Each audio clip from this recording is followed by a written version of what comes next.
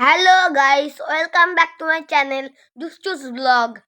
তো গাইস, এই ভিডিওটা তাদের জন্য যারা উল্টো রথে বৃষ্টির কারণে বাড়ি থেকে বের হতে পারোনি।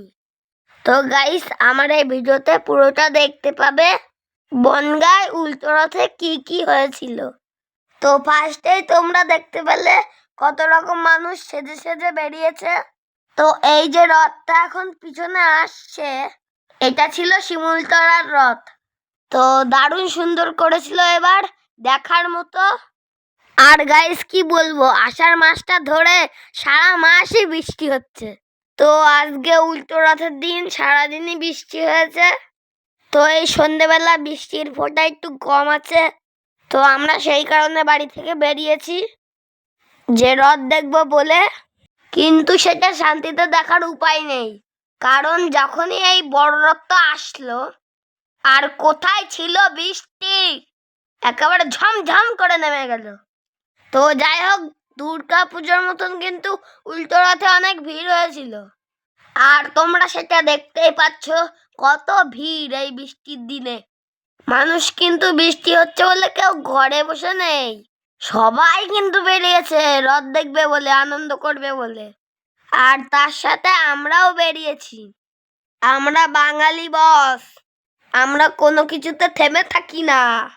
বাঙালির 12 মাসে 13 পার্বণ, আর সেই 13 পার্বণ পালন তো করতেই হবে।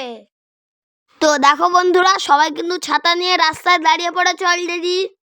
তো আমার মা ভেবেছিল মনে হয় আর সন্ধ্যেবেলা বৃষ্টি হবে না, আর ওই কারণেই আমরা ছাতা নিয়ে যাইনি। তো কি আর করবো, একটা দোকানে আমরা দাঁড়িয়ে দাঁড়িয়ে ভিডিও করছি। আর যেই রথটা আসছে দেখো কি সুন্দর লাগছে, বিশাল বড় রথটা, আর অনেক ফুল দিয়ে সাজিয়েছে দেখো। আর দেখো কত মানুষে টানছে, কিন্তু আমি আর দুঃখের বিষয় কি বলবো বন্ধুরা, বৃষ্টির জন্য আর টানতে পারলাম না।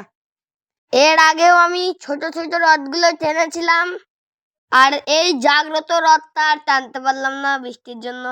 যেইটা ভালো সময় হয় সেইটা আমি করতে পারি না।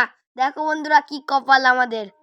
তো বন্ধুরা, তোমাদের কাছে কেমন লাগছে রথটা একটু প্লিজ জানিও কমেন্ট করে, লাইক করে। তো বন্ধুরা, আমার কথা শুনে তোমরা কিছু মনে করো না, আমি এরকম একটু মাঝে মাঝে হাসির কথা বলে দিই।